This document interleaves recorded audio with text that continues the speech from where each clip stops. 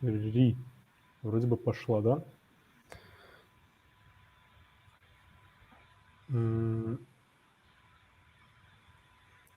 Я сейчас побалуюсь баннером. Вот наш логотип интернета. И вроде бы сейчас люди должны видеть Берда, Заурбека и мою аватарку. Хаважи, Очаков, молодца. Значит, так, сейчас проверю. Все нормально, все супер. Что ж, чуть-чуть можем подождать, где-то секунд 10-15, сейчас он прогрузится у меня. Валик, Маслан здороваются с нами в чате. Сейчас они подключатся, и будем начинать. Я вас чуть-чуть погромче сделаю, чтобы я вас слышал нормально. Вот так. Что ж, давно я, конечно, не делал интервью. Обычно их проводили Берт и другие ребята. Ислам Берт, Дудь, Ислам.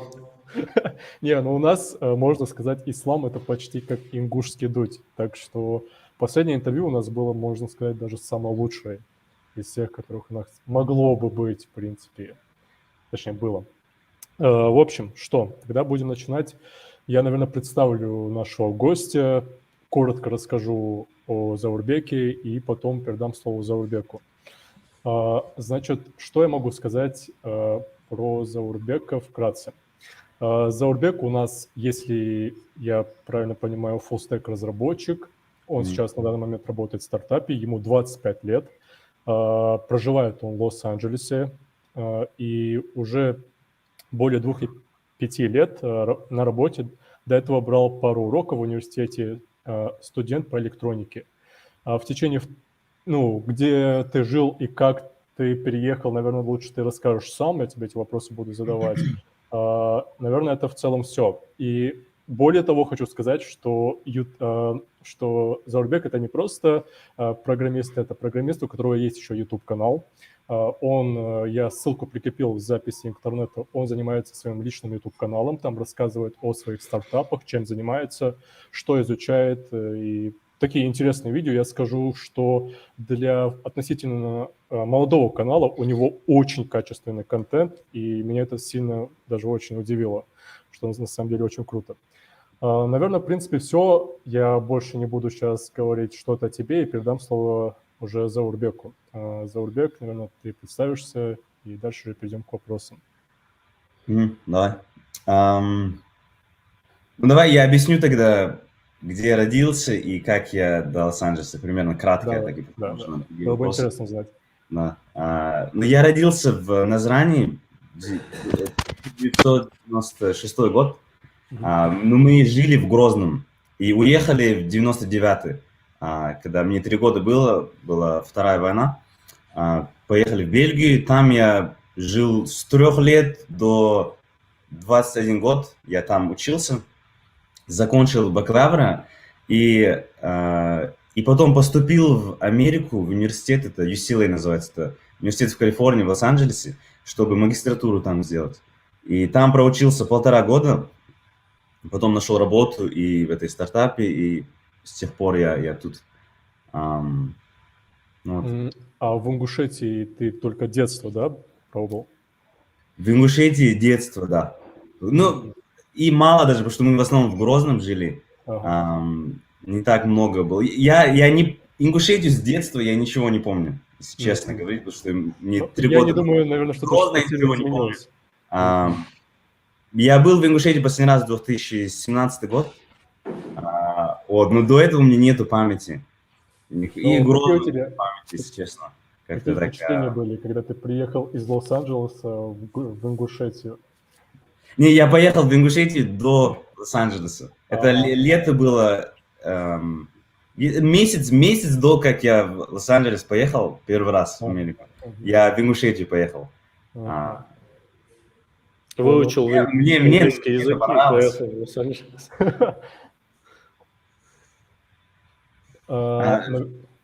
Наверное, задам тебе еще такой вопрос касательно именно твоей сферы деятельности. Можешь рассказать о том, как именно ты решил перейти в IT? То есть, ну, как ты пришел к тому, что ты такой сказал, вот я хочу учить IT, программирование, и это мне нравится. Что тебя вот мотивировало? Ну, вообще, я не учился на IT, я учился на электронику. Когда я приехал в Лос-Анджелес, у меня направлением была электроника. Я тогда думал, я буду делать, наверное, роботы или что-то такое буду строить. Почему-то я себе представлял, как Iron Man есть, вот эти супергерои фильмы, которые строят там разные, там с электроникой что-то крутое строят. Я думал вот это делать. И оказалось, когда я туда приехал, очень мало уроков было на именно направление, которое я хотел. И потому что это одна специфичная сфера электроники. Это Embedded Systems называется. И было мало уроков, и те, которые были, там доступ тяжелый был, потому что было мало места, и все туда хотели. И они давали приоритет старшим студентам, потому что они скоро заканчивают уже их учебу, и чтобы им шанс дать, они им приоритет дали. И, короче, я не смог записаться на эти уроки. И мне пришлось взять другие уроки по электронике, которые более такие... Ты намного более глубоко заходишь в электронику, ты смотришь на уровень транзисторов, что происходит там. И мне вообще это не нравилось. Это очень трудно и не нравилось мне. Потому что у меня нет проблемы, когда что-то трудно, но интересно, это типа нет проблем с этим. Но когда тебе не нравится, это вообще было. Я думал, зачем я сюда приехал вообще. И в этом промежутке времени я начал работать на одну идею стартапа одной. Там, и это было уже, типа, была веб-платформа, короче, я создавал. И так я научился программировать. Первый раз я научился программировать, так было. И потом я думал, мне это очень нравится. Мне нравилось программировать, мне нравилось сайты создавать. И я начал постепенно брать больше уроков по информатике. Потому что я не уверен, как в России это работает, но тут ты можешь брать, если у тебя какое-то направление, например, я делал инженер по электронике, но я мог брать любые уроки, которые инженеры берут по другим специальностям, значит, информатика, там, механика, там, разные любые сферы, где инженеры учатся, я мог оттуда тоже уроки брать. У меня какое-то количество, там, каждый год какое-то количество уроков мог брать оттуда. И я постепенно брал больше уроков по информатике, вот так вот. И в итоге я когда закончил, на дипломе написано было у меня инженер по электронике, если так по-русски примерно, если перевести, но я немало уроков по информатике. И в основном то, что я делаю, я очень много делал, уже не в уроках, а просто сам для себя это там учил.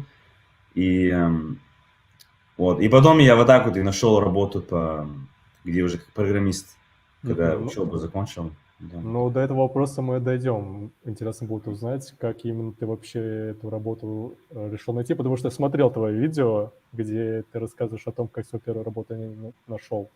Надеюсь, нам расскажешь, я обязательно задам этот вопрос. Хорошо, то есть, в принципе, я понял. То есть, получается, если резюмировать, ты вообще поинтересовался тем, чтобы перейти вот в электронику, попробовать там роботов создавать, этим заниматься. Потом понял, что это, в принципе, не твое, ты решил посмотреть, можно ли там заниматься чем-нибудь другим, узнал про создание сайтов и постепенно уже сам проявил инициативу, начал интересоваться этим и понял, что вот это именно твое, то есть создание сайтов, это весь кайф в этом, да? Да, ну, ты знаешь, если более точнее сказать, мне то, что самое больше интересует, это когда у меня какая-то цель, например, я хочу что-то сделать, да, не знаю, там, у тебя есть идея, ты хочешь создать что-то, там, бизнес или любой, или какая-то индустрия тебе очень нравится, и ты хочешь там помочь, например, в компанию зайти. Мне именно интересна главная цель. А потом то, что ты используешь, чтобы достичь эту цель. Да. Если цель достаточно интересная, я научусь другое то, что надо. И я вот так вот немного думаю. Значит, например, программация у меня нету, или программирование, у меня нету такое, если... Мне это очень нравится, но это не до степени, где я буду просто, например, там, в пятницу вечером, когда я хочу отдохнуть, я возьму и начну просто так программировать. Я вот это никогда не сделаю. Но если у меня какая-то идея, например, я хочу создать какое-то там, не знаю, там, приложение какое-то, которое я очень хочу, чтобы я хочу запустить ее, например, тогда я без проблем буду и пятницу, и субботу, воскресенье, там, и все дни недели, в принципе, после работы, утром я буду это делать. Я немного вот так вот думаю, именно цель меня мотивирует, а потом все, что я могу взять. У меня есть вещи, которые мне больше нравятся, как программирование, дизайн, там есть пару таких дисциплин, которые мне больше нравятся, чем другие. Но если так сказать, просто я это говорю, потому что некоторые люди думают, что тебе надо прям любить сильно, тебе прям надо, да, программирование надо настолько сильно любить, чтобы ты мог там что-то делать или работать там. Но много программистов, они просто это делают как работу. Да, им просто это нравится, но это, когда у них свободное время, когда они хотят отдохнуть, они делают как хобби, да. Самые лучшие, наверное, программисты так и делают. Значит, самые лучшие, наверное, и программируют на работе, и когда у них свободное время, они просто там экспериментируют, там, находят. Да, но мне именно то, что мотивирует, это иметь какой-то проект, какая-то цель, и потом ты используешь любые, которые тебе, следствия, которые тебе нужны, ты их используешь, чтобы достичь этой цели. Ну, как я понял, я примерно понимаю, о чем ты говоришь, потому что у меня примерно та же история была в какой-то степени, что для меня не было целью изучить программирование, для меня была целью научиться создавать сайты, и чтобы я смог донести людям информацию, и чтобы они такие пользовались, а я не знал даже, что такое программирование, я знал, что я хочу это сделать. И вот когда у тебя есть цель, тебе не важно, какой инструмент для этого нужен. И это очень круто на самом деле. Ты все верно говоришь. Понятно. Окей. Берт, если ты захочешь меня перебить, задать какой-то вопрос, то... Да, я хотел, мы уже пропустили, мне был интересен момент с переездом из Бельгии в Америку. Во-первых, с английским языком, когда ты его освоил, будучи в Бельгии? Я знаю, что там основной язык – это нидерландский, если не ошибаюсь. Да, там есть нидерландский и французский. Я был там 2 зоны в Бельгии. Я был во французской зоне. Значит, я только французский знаю. А когда ты перебрался в Америку, ты хорошо знал английский? Ну, я достаточно знал, да, достаточно. Я не так хорошо, как сейчас, но я знал достаточно, что без проблем там с людьми говорить, что все уроки понимать. Да, самое главное, то, что было, да. И как я научился английский, ну, у нас в школе его учили, обучали в школе его, и в университете немножко было. Но самое больше я научился, это в интернете, в принципе. Это смотреть фильмы, смотреть сериалы, читать много. В принципе, все, что я в интернете делал, почти все было по-английски. Все, что я читал, там, слышался с кем-то, там, писал кому-то. И вот это самое сильно помогло. Потому что люди, которые чисто школьную программу делают, например, я видел люди у меня в классе в школе, например, у них очень низкий уровень был.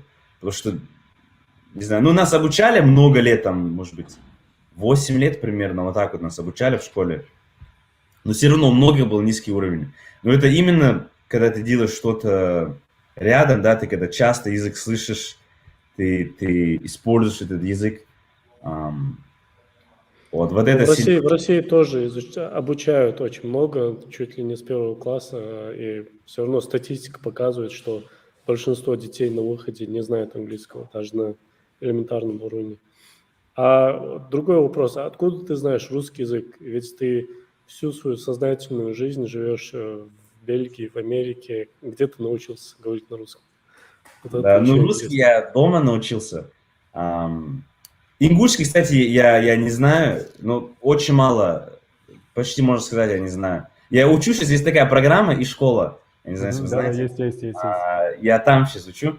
Но русский я научился чисто дома. Родители поговорили по-русски, и так я научился. С родителями я говорю только по-русски. С братьями, с сестрой там, или с двоюродными я между русским и французским мешаю. Иногда ты, получается, знаешь 3 языка, да? Русский, французский, даже 4. А нидерландский? Не, нидерландский не знаю. Не знаешь, да, 3 это. Русский, французский, английский, которые я чисто говорю. Ну, круто. Ингушский я сейчас учу. И все, в принципе. Я немецкий учил тоже в школе, но я почти забыл полностью. Видишь, это одинаково. Немецкий, например, я учил просто в школе. Ничего я не делал, не читал в интернете, никогда не слушал. И когда школа закончила, уже у меня не было немецкого. И я сразу забыл. Почти весь язык я ничего даже не помню. Ну да, практика. Люди учат английский, совет это не рассчитывайте просто на программу, которая у вас там в школе есть или в университете есть.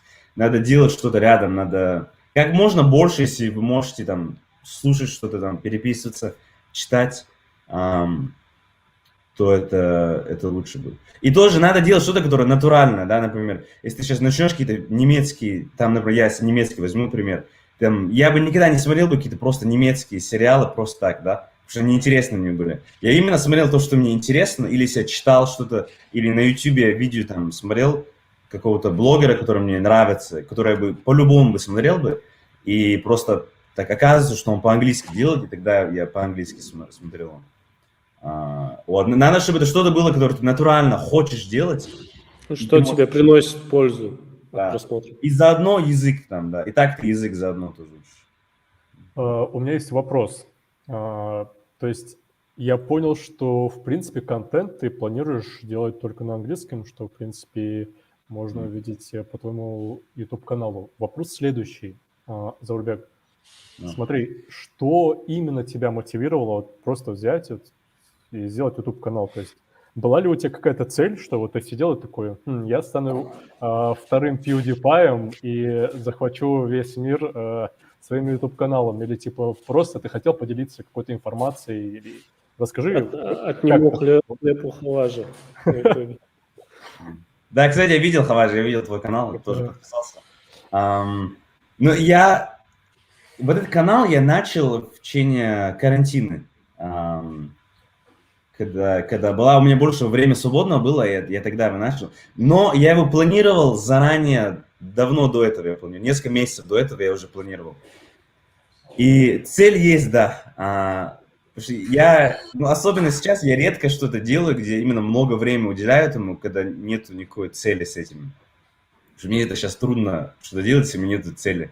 И, короче, у меня идея была, потому что раньше, когда я программирование не знал, я все время думал, как люди создают программы, да, как можно идею, которая у тебя в голове есть, как ты можешь создать, чтобы она существовала, чтобы кто-то мог использовать это или чтобы это кому-то помогло. Мне все время нервировало, что я не умел это делать. В принципе, я умел идеи придумывать, как все люди, в принципе, могут какую-то идею придумать, да, но я не мог ничего сделать с этой идеей. И мне это не нравилось очень. И я все время думал, как я могу это научиться. И когда я научился как программировать, у меня следующая проблема получилась. То, что я теперь знаю, как создать что-то, но я не знаю, как делать маркетинг, как это распространить, чтобы тысячи, там, сотни тысяч, миллионы людей могли это узнать про это. И я думал тогда, окей, если я хочу создать бизнес, я хотел бизнес создать в сфере образования. Там, обучать людям такие разные типа skills, я не знаю, как это по-русски сказать, разные знания, чтобы они могли что-то сделать, да, чтобы они тоже как программация, там, как там, разные сферы, чтобы они могли... Это типа Skillshare, да? Да, типа такого. У меня идея была типа такого сделать. Но у меня, как я думал, это сделать типа такого, но где именно все преподаватели, они другие блогеры, типа они YouTube-блогеры другие. И они именно изучают, именно эта платформа так сделана, чтобы изучать людей, создавать бизнесы. Значит, изучают людей, как можно придумывать оригинальные идеи, как можно прототип создать, и как можно этот прототип, как можно маркетинг сделать, чтобы первые твои использователи получить. Там несколько тысяч первых своих. И вот этот процесс я называю from zero to one. Это с 0 до 1.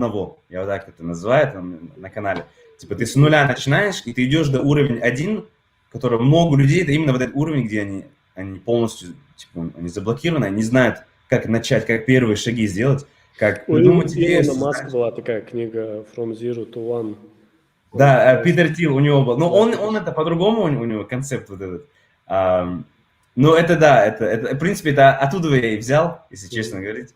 Но я как-то это немного по-другому в канале объясняю, где-то именно как получить эти знания, чтобы ты мог создать идею, которая у тебя в голове есть, и первый маркетинг сделать, чтобы получить там первые эти подписчики там и все такое. Потому что когда у тебя вот это есть уже, намного легче найти человека, который может тебе помочь, да, найти людей, которые в команду, найти инвестицию. И все уже намного легче. Ну, в смысле, легче, если по сравнению с нуля, да, все равно у тебя длинный путь еще до настоящего бизнеса, но уже намного, именно начальный процесс, где большинство людей полностью, они блокированы в этом процессе, уже вот эта дверь открывается. Вот, у меня, короче, разные были идеи, типа, с таким бизнесом в сфере образования. Но я не хотел начать его, пока у меня нету способ хороший маркетинг сделать. Потому что с нашим бизнесом, я потом про это поговорю, это Everyday Startup, где я сейчас работаю, там я много очень научился, какие разные проблемы у стартапа может быть. И вот это одна из самых больших проблем, это маркетинг делать. Как ты можешь... Потому что сейчас мы живем в время, где создать крутое какое-то приложение очень много людей могут. Очень много людей сейчас могут. Потому что это уже не такая технология, которая очень трудно сделать. Да? Любой человек может научиться, в принципе, у себя дома. У тебя просто нужен компьютер, интернет, и потом ты можешь создать почти любое приложение ты можешь создать сам. Значит, сейчас именно, кроме есть исключения, где ты именно что-то новое технологическое придумаешь, но в большинстве случаев самое большое уже трудно становится, как ты можешь распространить то, что ты создал. Потому что очень сильное соревнование идет между всеми этими приложениями, сайтами, все такое там. У людей просто постоянно загружены с информацией, и очень трудно найти время, когда ты можешь перед человеком там свою типа, рекламу или свою работу поставить, чтобы люди заметили тебя. Вот, и из-за этого я, короче, думал, мой план такой, создать канал, и, иншаллах, я хочу раскрутить его хорошо, и когда уже у меня база такая, достаточно людей, именно вот эта публика, для которой захотят использовать вот эту стартапу, которую я хочу в будущем создать, и тогда уже запустить ее. И тогда у тебя и публика сразу готова, и ты разрабатываешь твой товар, и только с первого дня, только ты его запускаешь, у тебя сразу, скажем, у тебя 100 тысяч, например, людей, которые сразу увидят. И вот такой план у меня. И из-за этого я начал канал, это было, чтобы вот этот бизнес, который в будущем я хочу создать, чтобы просто облегчить его. Такой план был. Ну, я, как вижу, ты собираешь целевую аудиторию для дальнейшего своего стартапа уже, что на самом деле очень правильно. Я вот слежу, смотрел, что ты делаешь, какие видео ты снимаешь, и могу сказать, что по маркетингу у тебя даже очень хорошо все получается, потому что у тебя есть, насколько я знаю, мы к нему можем сейчас перейти, хотя я хотел про Everyday сказать, но все же. У тебя есть CodeBender, если я не ошибаюсь, проект, где ты сделал что-то вроде игры, что-то вроде сайта, где люди изучают программирование. И, как я понял, ты хочешь именно заниматься вот такими небольшими проектами. И что мне понравилось именно в этой идее, и в других твоих видео, где ты рассказываешь, какие стартапы ты делаешь, то есть ты не делаешь акцент на том, чтобы сделать это идеально и потратить на это очень много времени, чтобы вот сидеть, добивать, и потом бах, никто этим не пользуется. Ты делаешь очень все круто, на самом деле. Ты делаешь так, что пишешь как попало, главное, чтобы это работало, и работало так, чтобы это было хорошо, а потом уже ты берешь и делаешь это как надо.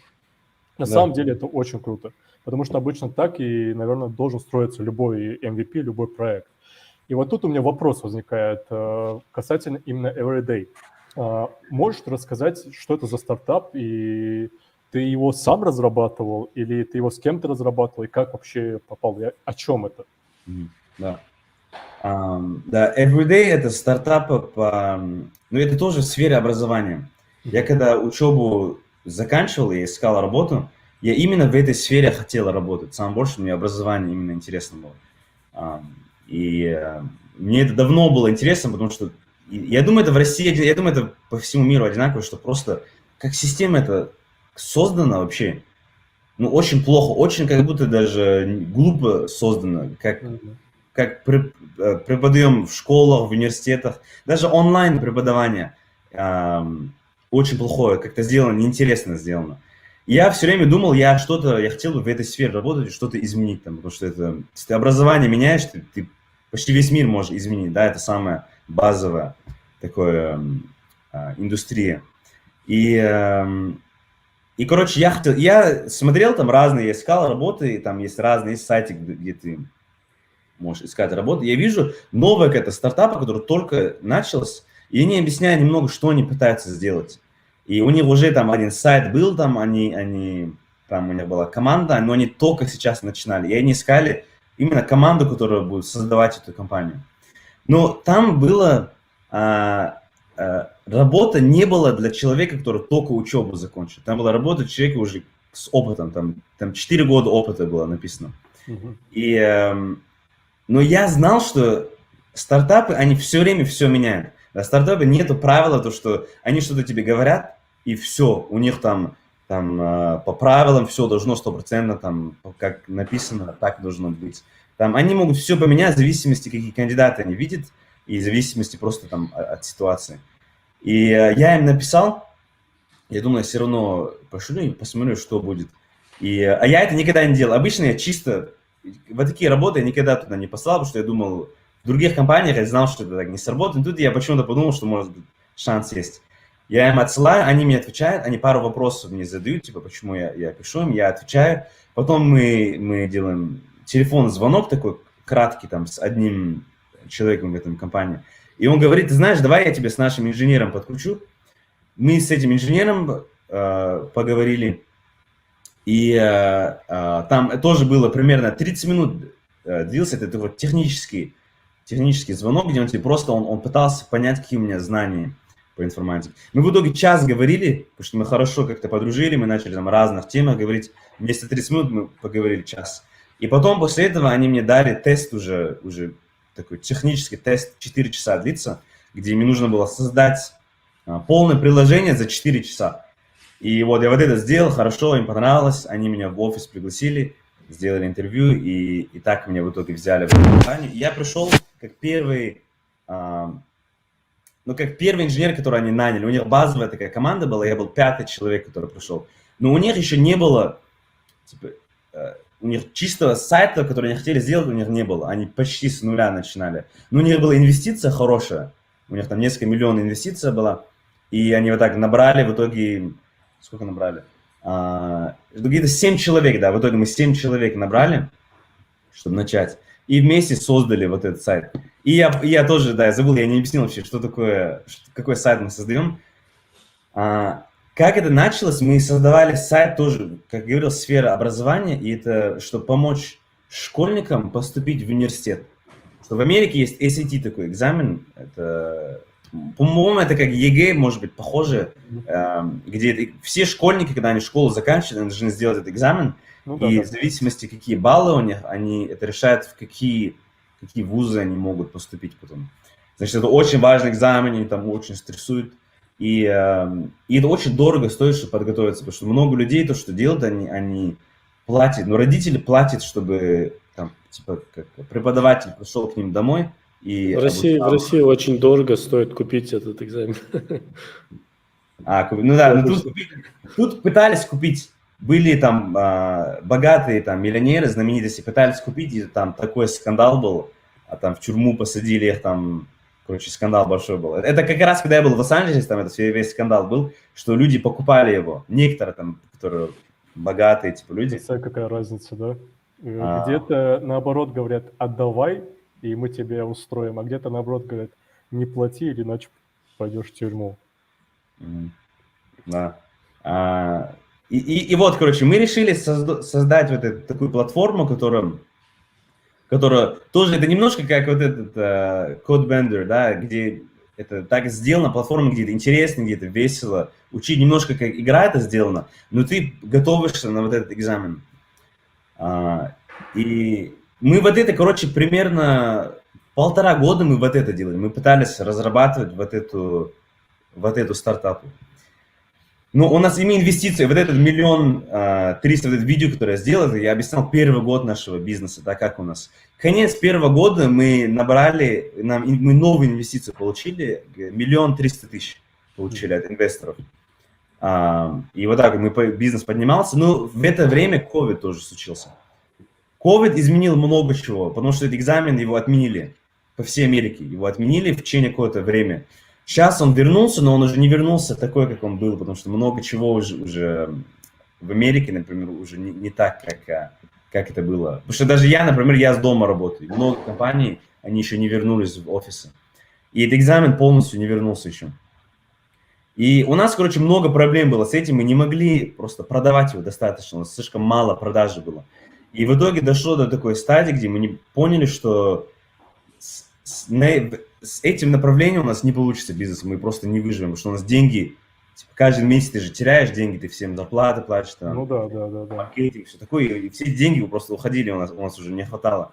И сейчас, короче, мы несколько месяцев назад мы поменяли направление, и что мы делаем, это мы решили платформу, которую мы создали, нашу систему, ее продавать другим компаниям.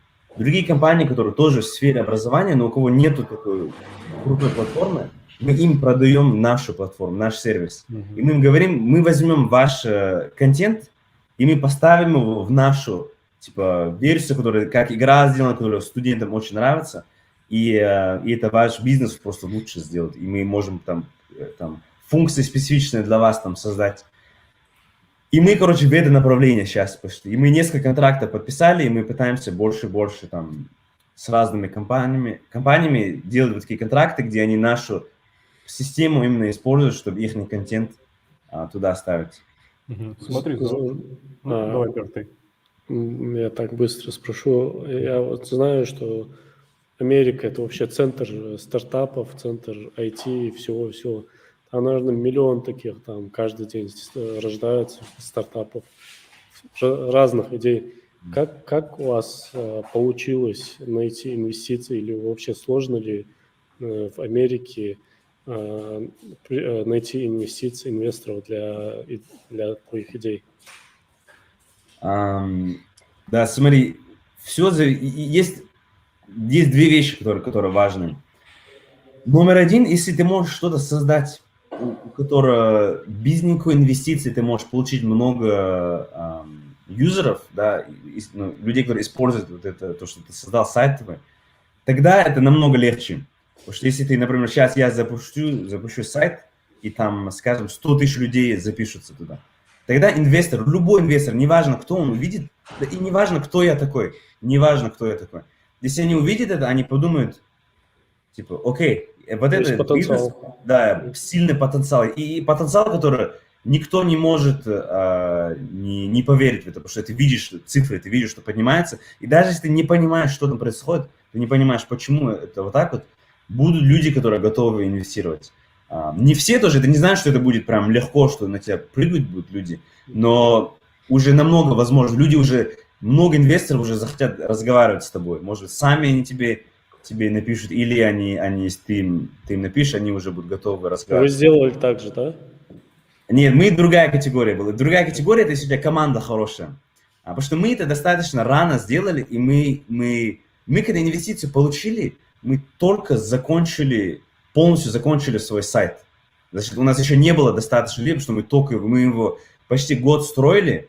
Это достаточно длинный период нам взял. И это тоже ошибка была. Потому что то, что я на канале объясняю, мы не то сделали. Мы очень много времени провели на разработку вот этого сайта, платформы.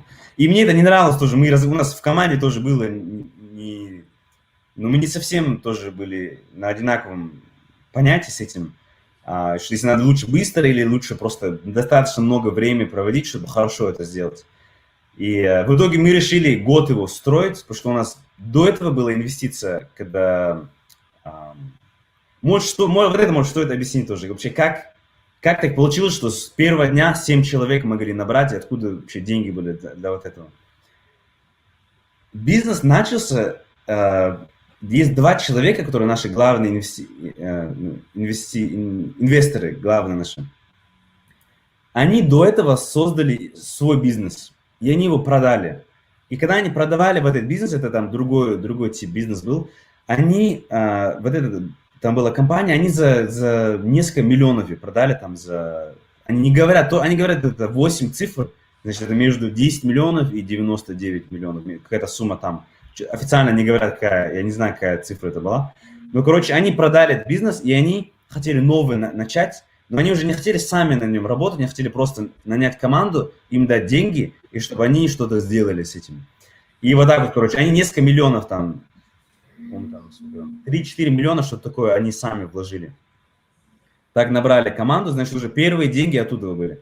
Но когда уже после конец первого года, когда 1 300 000, это мы уже сами, они уже не помогли с этим, мы сами нашли. И у нас не было, у нас очень мало было пользователей тогда в этой период. Но у нас очень хорошая команда была. Значит, мы набрали людей, там, я самый молодой, там было много людей, у кого больше опыта было, у которых уже карьера была длинная. И вот это помогает тоже. Потому что инвесторы, когда они видят, что команда вот такая, они тоже готовы для вот этого инвестировать. Это как, например, Илон Маск, да? Скажем, Илон Маск, он завтра что-то начнет, пока нету никто, да, он новый, скажем, какой-то сайт он хочет создать, новый, и он вот сейчас собирается его запустить, но пока никого нету, да, еще никто его не использует. Но ты уверен, что если это он это делает, что у него очень много шансов, что у него получится это. И если ты инвестор, если ты можешь рано в него инвестировать, ты знаешь, что это, вот эти деньги очень много могут стоить потом. И вот такая логика. Это или если команда очень такая сильная, и у них уже опыт есть, и ты веришь, что именно у них это получится, или если у них есть уже достаточно цифр, у них много количества людей, которые знают про них, используют, тогда тоже. Вот это лучшее, в принципе, вот это самый лучший знак. Это если ты 100% тогда знаешь, что бизнес работает, и что, в принципе, нету причины, что он должен типа, завтра упасть, если столько много людей любят и используют. Заурбек, такой вопрос. Раз уж мы обсудили бизнес, то, наверное, хотелось бы перейти к технической части, потому что у нас времени не так много остается, как я понимаю, и люди, которые смотрят нас, это обычно программисты, они хотели бы узнать о том, как вообще проходит собеседование и какие скиллы у тебя должны быть для того, чтобы пройти собеседование. Насколько я знаю, ты как фуллстек-разработчик себя позиционируешь, и, вероятнее всего, если я не ошибаюсь, наверное, ты как фронтендер туда пошел, да? И тебе, наверное, задавали вопросы касательно фронтенда, может быть, по бэкенду. Да. Какие технологии? Я делаю full stack. Full stack, это значит, я все делаю. Можно сказать, что я немножко больше был фронтенд, когда я начал в этой компании, но роль был полностью full stack был. И сейчас я полностью full stack. Потому что я постоянно прыгаю между... технологии какие-то используешь? Технологии. Да, технологии.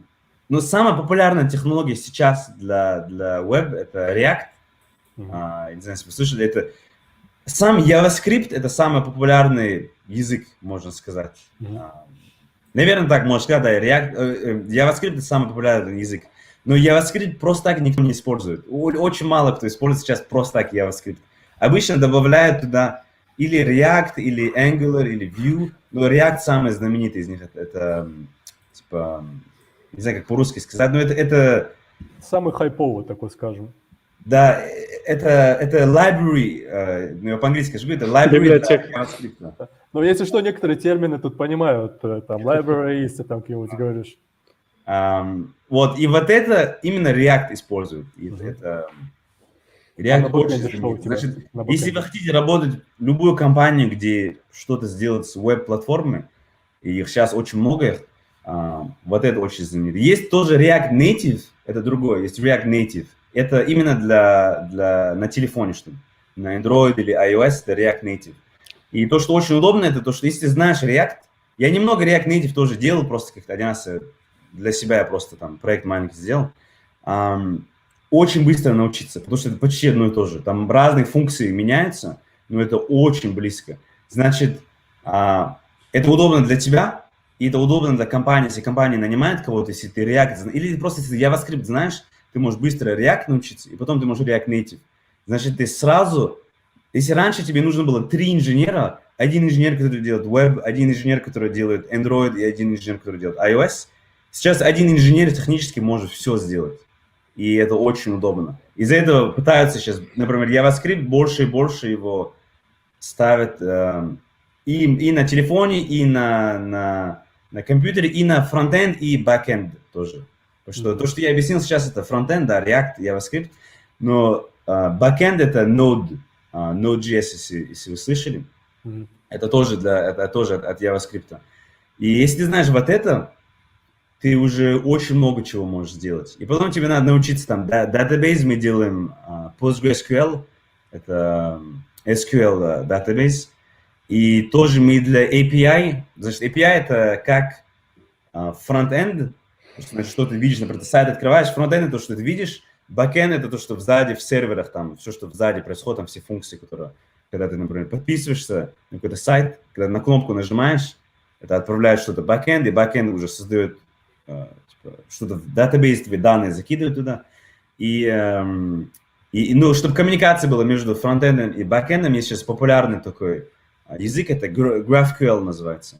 GraphQL сейчас очень популярен тоже, больше и больше становится. Вот, мы вот это используем в компании. Значит, React, фронтенд, GraphQL это вот это наш API, Node.js это backend, и PostgreSQL это database наш. Хаваш, собирай чемоданы, это же все про тебя. Единственное, ты даже английский подтянул свой, так что Я сейчас буду все вытирать шансы слезы есть поехать. и мечтать только об этом, Берт. Я только могу мечтать об этом и плакать, к сожалению. Понял, Заурбек, понял. Ну, в принципе, я тебе сейчас скажу, что тебя, наверное, сейчас смотрят 50% веб-разработчиков. Это, наверное, фронтенд и бэкенд, потому что, насколько мне известно, у нас в Ингушетии очень сильно развито, если говорить именно касательно IT в Ингушетии, то у нас больше всего развито это фронтенд и бэкенд, JavaScript. То есть у нас, я сейчас вижу в последнее время, это React-разработчики прям активно так начинают его изучать, ингуши, и начинают уже... Да, это правильно. Это очень правильно. React самый... Есть другие, да, как говорилось, Angular, Vue, но React именно самый популярный. Согласен. Да, лучше React делать.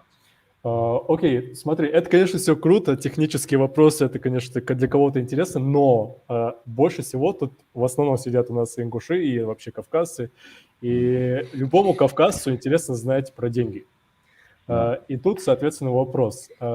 Я понимаю, что, конечно, задавать, какая у тебя зарплата, это некорректно, и из-за этого, как ингуш, я у тебя спрошу, сколько можно заработать, являясь тем программистом, которым являешься ты. Примерная зарплата, можешь сказать, от и до. И будет хорошо, если ты ответишь на вопрос реальные зарплаты. То есть, вот, например, смотри, я сейчас как программист, ну, скажем так, джуниор, и я хочу переехать, например, в Лос-Анджелес.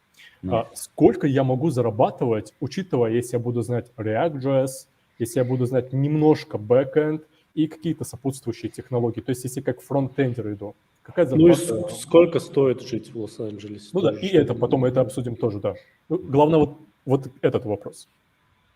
Хорошо, да. Значит, все зависит, в какую компанию ты идешь. Если ты идешь в старую компанию, если ты идешь в стартапу, молодую стартапу или стартапы, которые уже хорошо уже построены, как, например, Airbnb, да, это тоже некоторые говорят, это стартапы, но у них там сотни инженеров работают.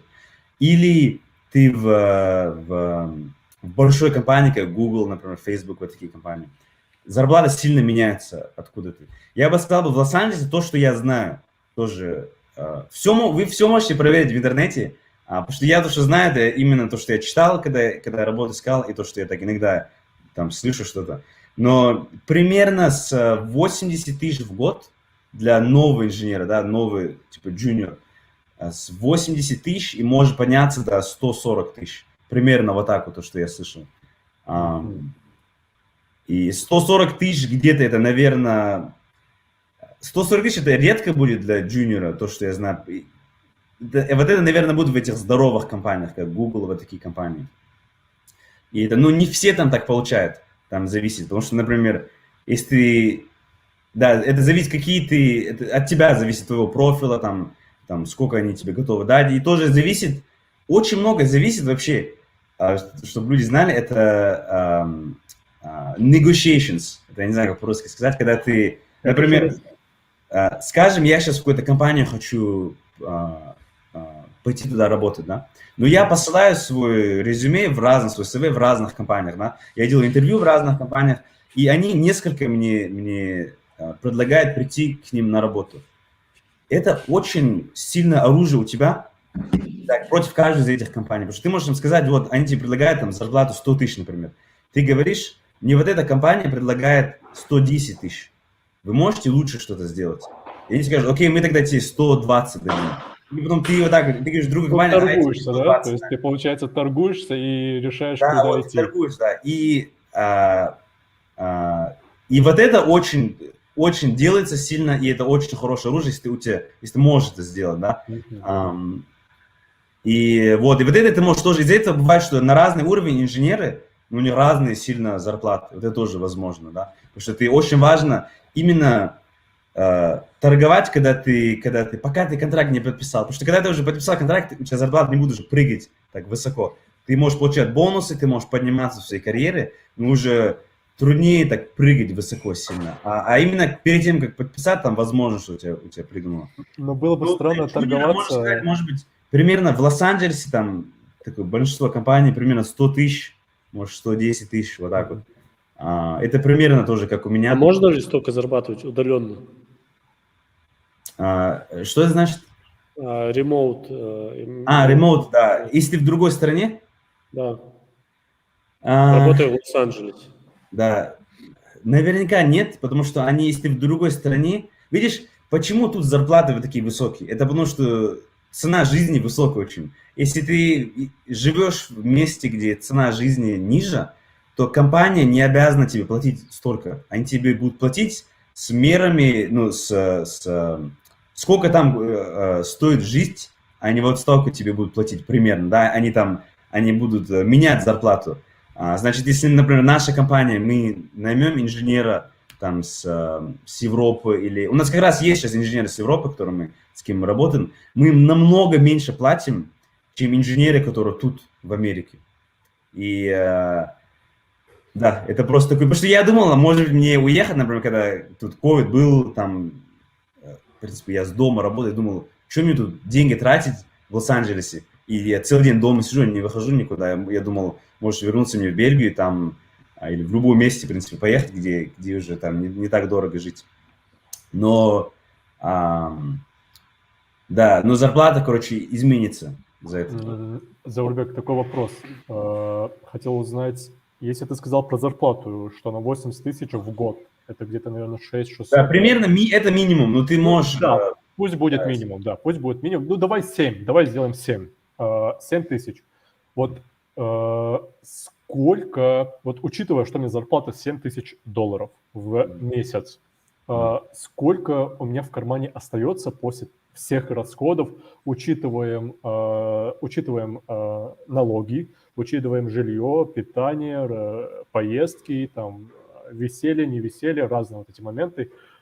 После всего вот этого, после всех вот этих вот обязанностей и необязанностей, сколько у тебя остается в кармане для того, чтобы их отложить куда-нибудь? Да. Ну смотри, налоги примерно у нас, я то, что плачу, чем у тебя зарплата выше, чем у тебя больше налогов, и тоже если ты, например, я одиночка, но если ты женат, то у тебя меньше налогов будут, у тебя дети. Так что лучше, если ты тут живешь, женат с детьми, у тебя меньше налогов будет. Но у меня максимально сейчас налоги. И у меня 23% примерно зарплаты это налоги. Не повод ли это жениться? Ну да, повод, да, надо. Но у меня тоже то, что важно сказать, это у меня, потому что, по-моему, это меняется в зависимости, с какой визы у тебя. У меня студенческая виза. Потому что мне дали студенческую визу на 5 лет, и это виза, которую и ты используешь, чтобы учиться, и ты можешь тоже работать с ней.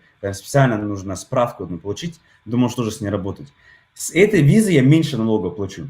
Потому что если у меня не было бы она, если я был бы уже почти как резидент тут, по-моему, у меня ближе к 30% поднялось бы налоги. Значит, сейчас пока у меня вот эта виза, мне немного меньше тоже плачу. Ну, скажем, между 20 и 30%, если ты примерно 100 тысяч у тебя зарплата.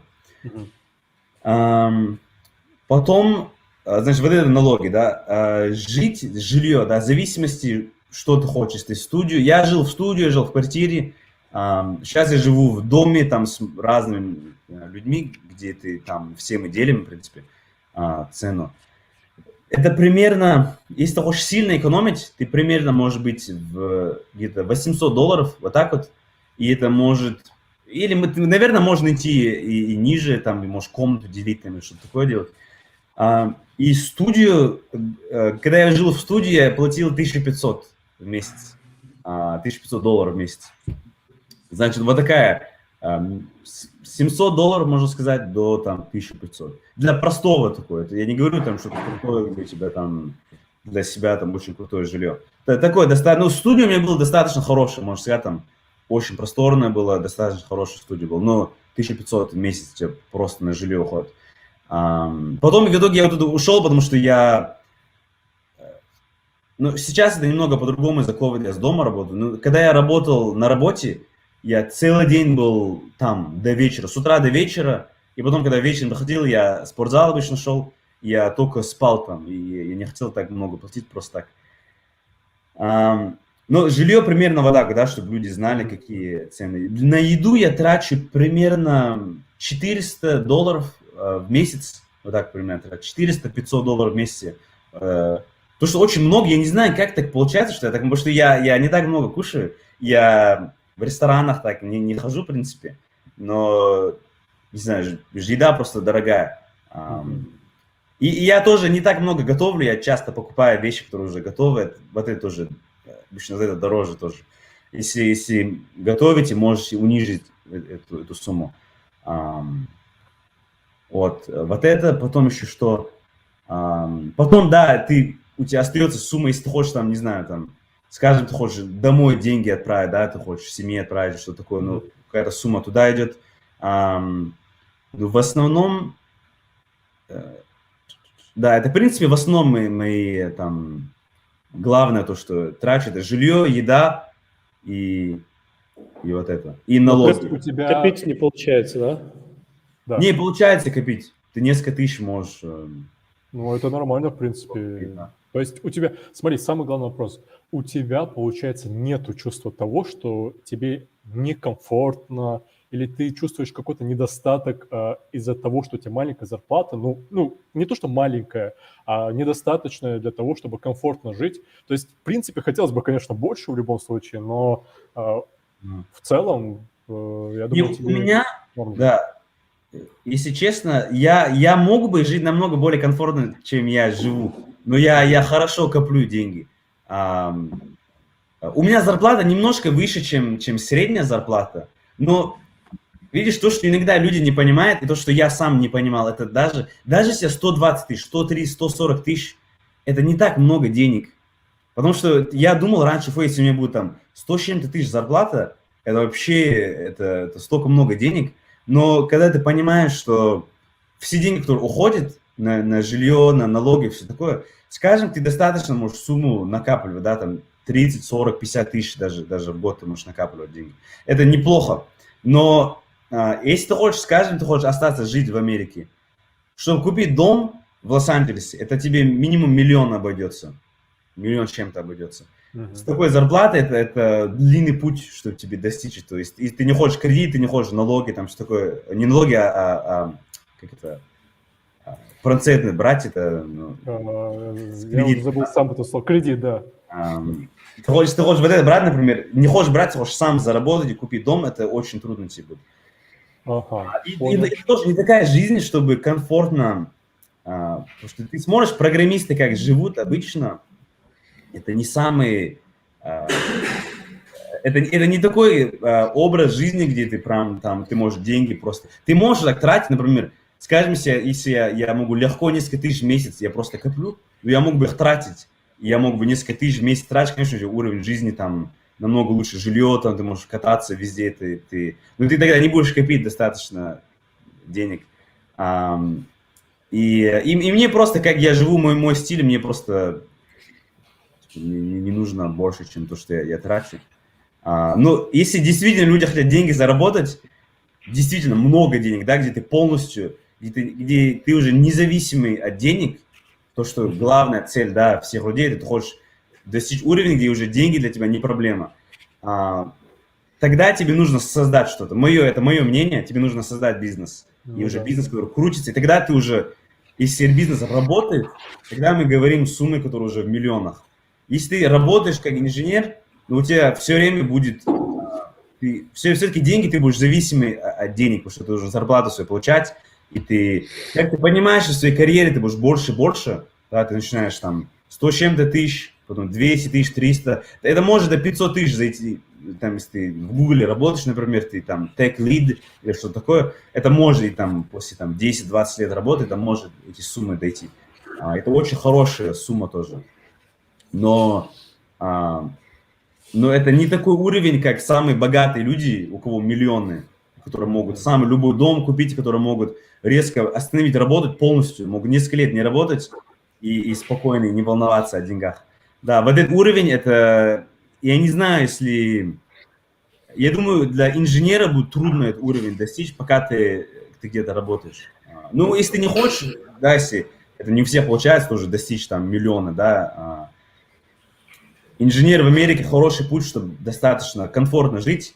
Но если такой уровень хочешь, где ты можешь там дом купить без проблем, где ты можешь там перестать работать, где ты можешь кататься, там все такое, там, или, там, не знаю, или любое, что хочешь делать, тогда нужно что-то другое, нужно больше тогда сделать, чем просто простую работу, нужно что-то больше сделать. Я тебя понял, Заурбек.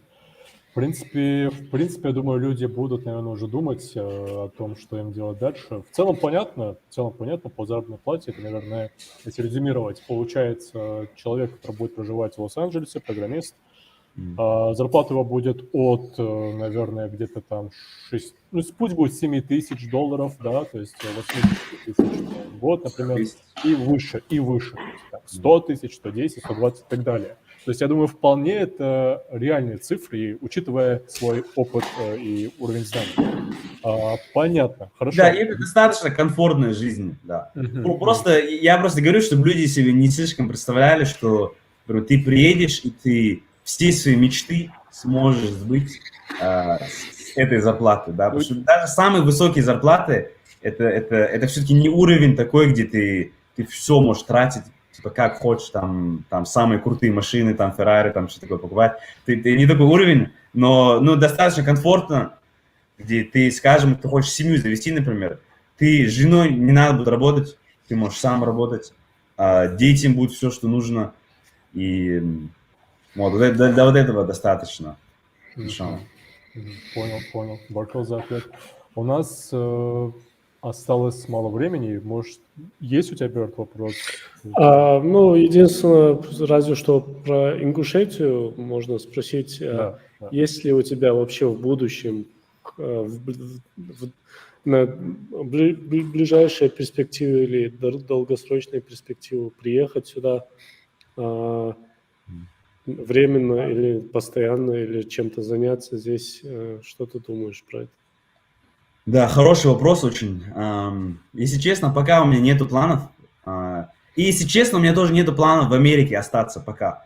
У меня виза заканчивается в мае 2022 год. И я обещал родителям, что я вернусь. Когда я уезжал, я сказал, я на 5 лет. У меня виза 5 лет, я вернусь, я не останусь. Там, что они волновались, что я уже останусь полностью там. Я обещал, что я вернусь в итоге. И, ну, я не знаю, в будущем, если честно, я не знаю, где жить. Потому что в Америке то, что я могу сказать, почему я не знаю, если я... Потому что сейчас я вернусь в Бельгию, но я мог бы через несколько лет обратно в Америку вернуться, пытаться там грин-карт или что-то такое получить. Просто в Америке, если вы хотите, например, завести семью, дети, все такое, то, что тут меня волнует, это тут такое бешеная такая версия агрессивная либерализма такого, да, где там такие вещи в школах учат, там, и даже вот эти компании, даже вот эти, в стартапах не так, например, наша компания такого нету, такие непонятные такие разговоры нет у нас, но в больших компаниях, как Google, как вот эти, там есть много про вот это разные движения, они очень боятся там что-то не то там сказать, или люди, которые разные, там, люди приходят к ним работать, да, с разными ориентациями, разными backgrounds, там белые, черные, они пытаются, чтобы всем все было хорошо, они очень сильно пытаются обидеть кого-то. И, ну, это еще не такая проблема, но самое большее это то, что в школах учит детям. Это, ну, короче, там много лучше нехорошего вообще. учит детям, да. Да. И особенно в Калифорнии, например, в Лос-Анджелесе, там ты историю иногда слышишь, ты думаешь, там в детском садике там показывают детям, там мальчик превращается в девочку, например, там книжки маленькие дают им. И вот это очень, не знаю, ты думаешь,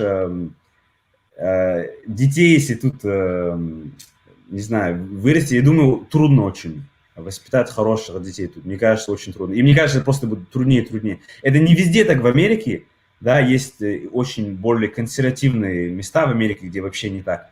Но если ты тенденцию смотришь, тенденцию 100% в это направление идет. И пока ты один, например, я сейчас, никакой проблем нету, я свое дело делаю, но когда нужно детей в школу, когда нужно уже, типа, если ты думаешь... в Бельгии не так, Заурбек, как раз тут спрашивают в чате. Что? В Бельгии не так? Ну, не настолько сильно, но это по всему миру распространяется. Потому что все, что Америка делает, Европа скопирует после нескольких лет. После нескольких лет это все там и придет, да. Но, да, ну, такое дело, короче. И из-за этого я думал, не знаю, пока я еще не знаю точно, где я буду. Пока я тут, я вернусь в Бельгию, может быть, какое-то время, но надо будет посмотреть, как ситуация, как меняется. Потому что, видишь, я вообще об этом думал. Если у тебя много денег, да, ты работаешь на хорошей зарплате, ты деньги делаешь, но тебе эти деньги не спасут, если что-то там случится у тебя с семьей, там, с детьми, что-то не туда пойдут. И ты будешь думать, типа, зачем мне все эти деньги, что я вообще тут делал, что я в итоге, может быть, я все это для семьи делал, а в итоге я все потерял. И вот это мне, короче, просто, я думал, я не хочу в такой позиции быть. И сейчас тоже, ну, публика, если нас слушает, это, если программисты в основном, я думаю, мир будет много меняться из-за ковида, то, что много компаний, которые работают уже не в офисах, а в ремонт работают, это очень много дверей открывает для людей, чтобы уже география, значит, в какой стране ты находишься, чтобы работать, делать, чтобы достаточно зарабатывать, я думаю, уже это меняется. И если ты можешь хороший уровень достичь в своей сфере, да, в программировании, если ты можешь пытаться хороший уровень достичь, я думаю, ты можешь, как фриланс, если даже ты хочешь достаточно хорошо зарабатывать, но ты хочешь в другой стране находиться, ты, я думаю, можешь как фриланс найти или что-то такое, или как контракт сделать с компанией, где они с дистанции тебя нанимают. Потому что много компаний, даже Microsoft, даже большие компании, они нанимают команды, которые, они не все инженеры у них в Америке работают. Они нанимают людей, которые там команды, которые в Европе иногда бывают, даже страны, которые ближе с Россией, там Украина, Беларусь, оттуда тоже часто, кстати, нанимают инженеров. И в этой инженеры именно с дистанции работают, у них там тоже опция вот такая есть. Ну, это просто это чисто так, мое мнение. Это еще, сейчас еще не так сильно критично. Уже очень сильно ты про это слышишь, например, я тут живу, ты очень прям иногда такое тема постоянно, ты что-то про это должен слышать постоянно.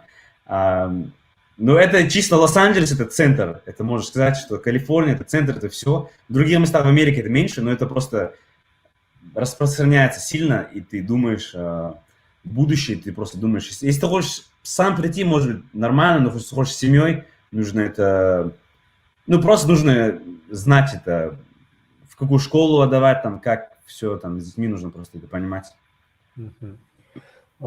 Значит, что? В принципе, по этой части понятно.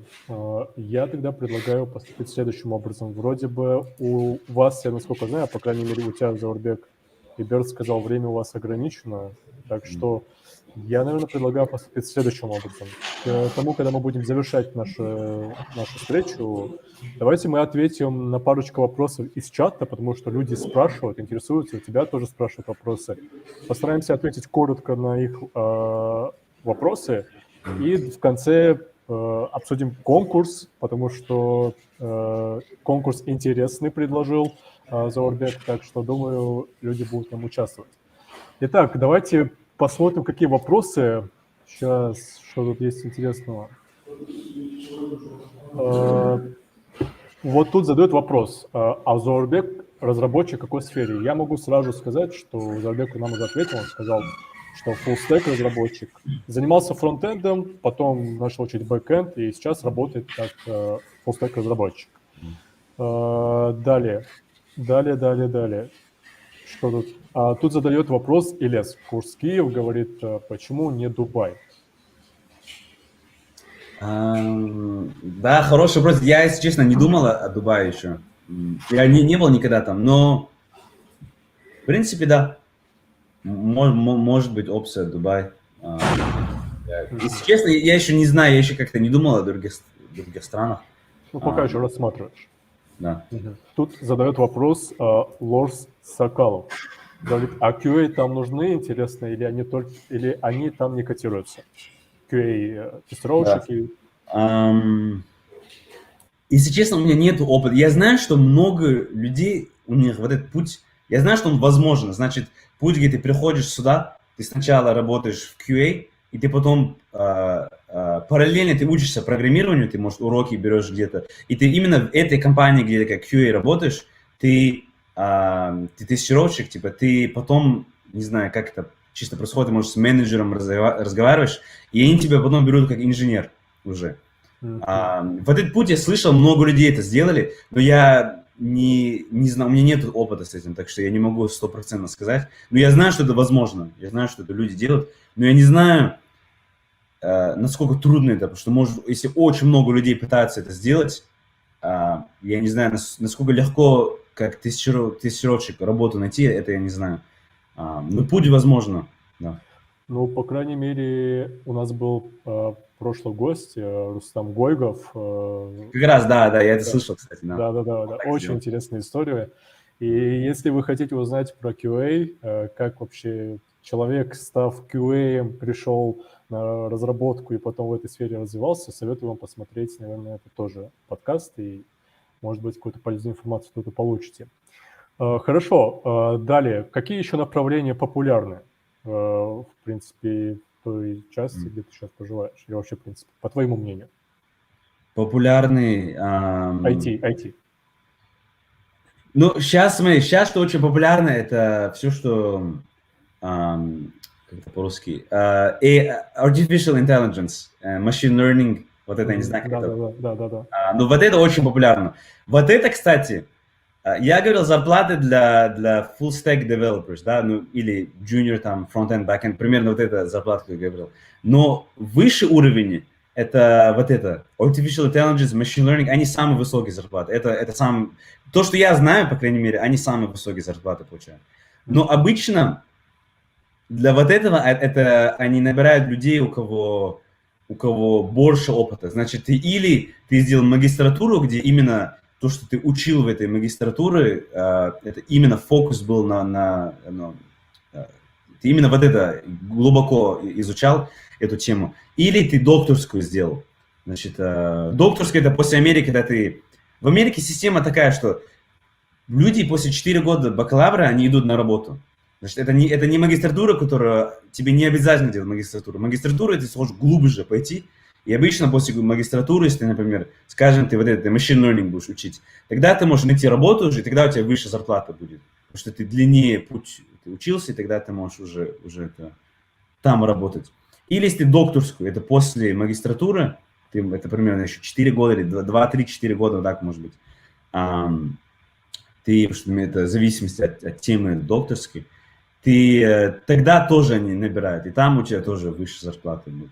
Потому что вот это намного труднее, это тоже возможно, ты можешь это выучить, но потому что это труднее, им тяжелее находить вот таких специалистов, и это очень спрос сильно на вот это, потому что это большая часть будущего, это будет вот это artificial intelligence будет очень большая часть будущего. И значит, вот эта сфера сильная.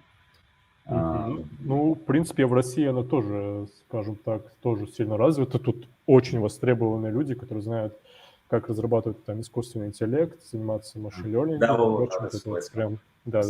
Вот этой сферы очень сильно. Им причем очень хорошо платят. Но и платят, конечно, заслуженно, потому что там надо знать не только программирование, а еще много чего из математики, там, физики и так далее. Окей. Да, ты ближе к ученому становишься, когда Да. потому что ты не просто программист, должен вот эти концепты понимать, математику хорошо знать, да, ты алгоритмы, там все такое должен хорошо понимать. Тут, конечно, вопросы идут, и я предлагаю поступить следующим образом. У нас стрим может затянуться, и давайте сделаем так, ребята. Заурбек есть в нашем сообществе, и если Заурбек сможет, он сможет вам поотвечать на вопросы в чатике, в нашем development или там, в беседке, вы можете задать вопросы. И там мы уже можем обсуждать и все это говорить, потому что... Да, я надеюсь, еще не последний подкаст с Заурбеком, может, Да. сможет Ничего. в будущем еще будем делать. Хорошо, тогда... Я не так хорошо по-русски пишу, так что, возможно, я буду ошибки делать, но отвечать могу без Не проблем. слушайте его, он это все делает отлично. Я видел, как ты пишешь, все нормально. Тогда такой вопрос. Смотри, это, наверное, будет последний вопрос. Он важный, но все же последний. Хотя были еще вопросы интересные, но все же. Смотри, Заурбек, ты уже как человек, который занимается программированием, уже у тебя есть какой-то бэкграунд, и ты как бы разрабатывал свои стартапы, разрабатываешь какой-то стартап уже коммерческий, и ты как человек, который прошел через этот путь, что ты мог бы посоветовать нашим ребятам? Что ты мог посоветовать бы, чтобы как именно, по твоему мнению, лучше всего стоило бы учить программирование? Например, как бы ты хотел бы, например, 5 лет назад или 10 лет назад взять и изучить вот это вот все? То есть какой бы ты дал бы совет и самому себе, и этим ребятам, которые вот только сейчас хотят это все изучить? Хороший вопрос. Очень хороший вопрос. Я то, чтобы сделал бы, потому что я когда мне было примерно 17-18 лет, я немного учил программировать чисто сам по интернету, я пытался, мне казалось это круто. Хотя даже до этого я немного что-то там пытался делать. Мне просто казалось это круто было бы научиться это. Но я все время делал немножко, потом переставал как-то. Я не мог, даже если мне это интересно было, я не мог учить достаточно долго, чтобы хорошо это научиться делать. И проблема была в том, что... И даже в университете у меня было, в начале университета, потому что, когда ты учишься как инженер, по-любому, в любое направление, там, какая-то часть у тебя будет программирована, да, или это Java, или Python, или C++, там, что-то тебе научит. Сейчас это просто такое дело, там, все должны это учить. Но я как-то, не знаю, я не мог нормально, как-то не мог мотивироваться, чтобы хорошо это выучить на хороший уровень, чтобы достичь. И именно когда у меня это получилось, это когда у меня проект был. Значит, это уже когда я был в Лос-Анджелесе, когда я говорил, я вот эти уроки по электронике брал, мне это не нравилось. Я решил, у меня была идея стартапа, я решил пытаться ее разработать и уже начинать создавать уже сам вот этот сайт, который я хотел сделать. И именно тогда я начал учить информатику обратно. И уже серьезно начал учить. И именно потому, что когда ты что-то учишь, и у тебя есть цель, да, ты хочешь, например, JavaScript научиться, да, но если ты просто его учишь, потому что ты думаешь, я сейчас, не знаю, там, может, работу получу или что-то такое сделаю, но это недостаточно как-то... работа, в принципе, может быть хорошая цель, но если ты просто это учишь для себя, скажем, ты сейчас ученик где-то, если кто-то сейчас учится, или кто-то работает в какой-то работе и хочет научиться информатику, там, программирование после работы, нужно, чтобы какая-то была очень ясная цель и были даты, например, ты скажешь, например, я хочу в течение 3 месяца, я хочу разработать вот эту функцию, например, вот этот сайт или вот это приложение создать, и тогда все, что ты учишь, это именно ты сразу это используешь, чтобы что-то сделать. И когда ты, например, я делал свой сайт, да, я строил, вначале мне нужно было сделать урок, чтобы именно базу научиться, чтобы я мог начать его строить. Потому что когда ты с нуля начинаешь, тебе нужно чисто базу научиться, чтобы я мог начать. И у меня все время цель была, я это учу, чтобы я мог именно начать свой сайт делать. Когда я вот эту базу научился, я начал уже разрабатывать то, что я хотел свою идею. И каждый раз, когда я хотел что-то новое добавить, какую-то новую функцию, которую я не знал, как сделать, но тогда я именно делал просто один шаг вперед, чтобы чисто я хотел узнать, что мне нужно знать, чтобы я мог вот эту функцию сделать. И вот так вот каждый шаг ты делаешь вперед, ты именно учишь то, что тебе нужно знать, чтобы ты мог, то, что перед тобой, ты мог решить вот эту проблему. И для меня это был самый эффективный способ, потому что до этого я пробовал, и в университете я учил, и сам по интернету я учил, и мне это не получалось. Как-то, не знаю, не просто это... Потому что в многих уроках тоже, когда ты учишь, как программировать, да, в много уроков тоже проекты, которые тебе они дают делать, они неинтересные, да, бывает какой-то маленький, какой-то там сайтик тебе там сделать, и как-то это не так интересно, недостаточно интересно, чтобы такой труд к этому уделить. А когда ты делаешь что-то, которое... Например, мой стартап, который я делал, когда я учился, он в итоге я его не доделал, я в итоге дошел до какого-то уровня, и в итоге я его оставил и пошел в Everyday, вот эта компания, туда пошел и оставил этот бизнес. Но все равно через него я и научился программировать. Так что вот этот совет, это возьмите какой-то проект, например, идею, которую действительно вам интересно разработать, и именно учите то, что вам нужно, чтобы начать разработать, и потом каждый шаг, который ты делаешь, ты смотришь там, Stack Overflow, это самый знаменитый, да, когда у тебя проблема, ты пишешь эту проблему в Google, ну или в Яндекс, в России, и ты находишь в форумах, там, что люди говорят, или там в разные там сайты, где про этот язык, там, documentation.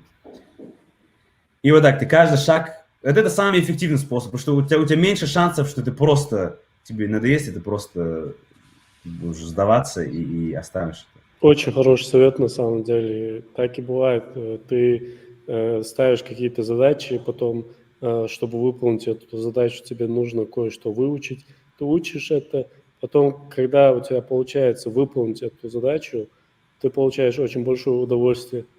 И вот так шажками ты получаешь удовольствие, большое удовлетворение, ты развиваешься, и тебе это не надоедает. Вот это, кстати, большинство инженеров, если вы спросите, как они научились, ну, программисты в смысле, многие вот так вот скажут, и многие из хороших, именно хорошие программисты тоже тебе вот так скажут, что именно ты учишься, когда ты уже сам пытаешься что-то сделать, когда у тебя нету, что кто-то тебя за руку держит, какой-то урок, да, ты именно сам пытаешься что-то сделать, тогда это самый быстрый у тебя прогресс идет вверх. И, к сожалению, университеты, или все, что в основном онлайн-обучение в университете, они вообще не так делают. И, может, из-за этого много людей сдаются или как-то не получается у них. Согласен.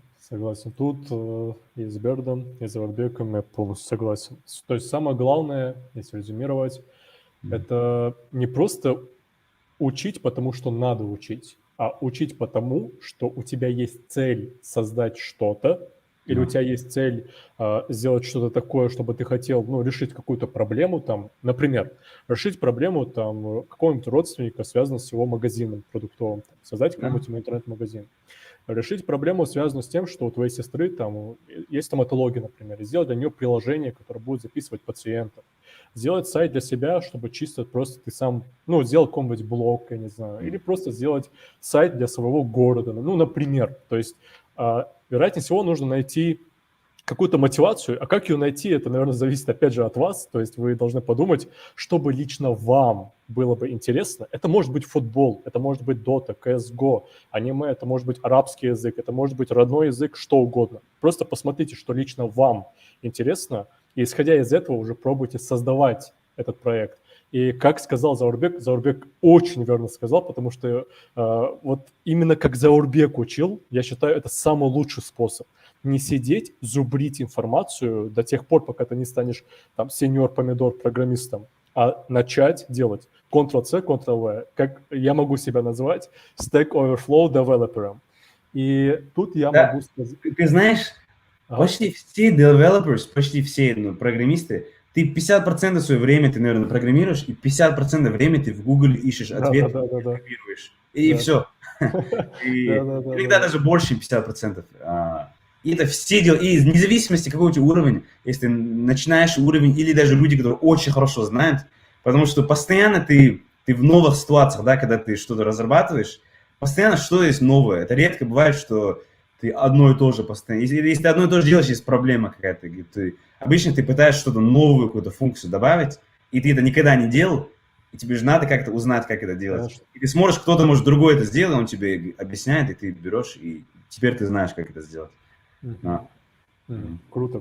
На самом деле мне понравилась вот эта вот наша, скажем так, встреча, интервью, не знаю, подкаст, как угодно это можно называть. И, наверное, Заурбек, завершая наш созвон, хотелось бы, чтобы ты рассказал нашим зрителям, что это за конкурс и что нужно сделать нашим подписчикам, чтобы получить этот приз. И что за приз тоже? Расскажи, пожалуйста. Да. Да, ну ты предлагал, да, если можно конкурс организовать. И я подумал вот такую идею. Люди могут в комментариях, я не знаю, это на YouTube будет, наверное, вот это видео. Будет на YouTube, будет у нас в Телеграме. Можно в Телеграм-комментариях писать, можно и в YouTube-комментариях писать. Там уже Заурбек и там будет чекать, и в наших комментариях в Телеграме тоже. Да, вы можете написать или в Телеграме, или в любом месте, где мы просто можем увидеть это. Самые такие оригинальные, забавные идеи стартапов. И именно в веб-стартапы. И я, короче, посмотрю их. Есть самая вот такая интересная идея, получит приз $25, я дам. И если есть там разные интересные идеи, то, что я думал сделать, можно было бы, интересно было бы, это я возьму, например, топ, не знаю, там, топ-3, 5, 10, не знаю, как это еще будет, но эти идеи я могу взять и сделать видео, где или я комментирую, или я строю там MVP, значит, прототип. Я беру эту идею и строю, как я бы это видел в жизни бы, такой маленький, такую версию этой идеи. Вот, и вот это я могу сделать. Если много интересных идей сделать, иншаллах, я это сделаю. Но по-любому, один человек получит $25 по-любому, а если дополнительно, может даже и видео видите. Первое, что приходит в голову, это сайт объявлений. У нас в Ингушетии, может, Заурбек не знает, у нас в Ингушетии любой кавказец, даже особенно ингуш, должен сделать в жизни 3 вещи. Жениться, построить дом, ладно, 4 вещи. Посадить дерево и создать сайт объявлений. Это прям обязательные 4 вещи, которые должен сделать любой ингуш. Вот так. Понятно. Тогда что получается? Резюмирую. Если есть у вас интересные идеи, смешные, не смешные, неважно, то есть те идеи, которые вам покажутся лично интересными, пишите их в комментариях в YouTube или же лучше всего писать в Telegram под последней записью, под записью, где мы с Заурбеком проводим вот этот вот подкаст, и Заурбек будет это все чекать, и самую лучшую идею, которая ему больше всего понравится, он ее выберет, и вероятнее всего, как сказал Заурбек, что, кстати, очень интересная идея, в видео ваша идея сможет попасть, и он ее как-нибудь попробует там уже прокомментировать, и, может быть, даже ее реализует. Вот так вот. В общем, тогда, в принципе, все. Заурбек, Аллах рясхал. Очень было приятно с тобой пообщаться, познакомиться. Надеюсь, это наша не последняя встреча. Мы еще будем что-нибудь такое интересное организовывать. Так что будем на связи. Берт Дел Рясхал, что поприсутствовал с нами. Если есть, Заурбек, что-то сказать, я предоставляю тебе слово под конец, и мы можем завершать. Если нет, то можем завершать сразу. Не, в принципе, это вам, Баркал, да, сказал, что пригласили сюда. Я, если что, буду в комментариях, если у людей есть вопросы, там все время готов отвечать, помочь кому, чем я могу.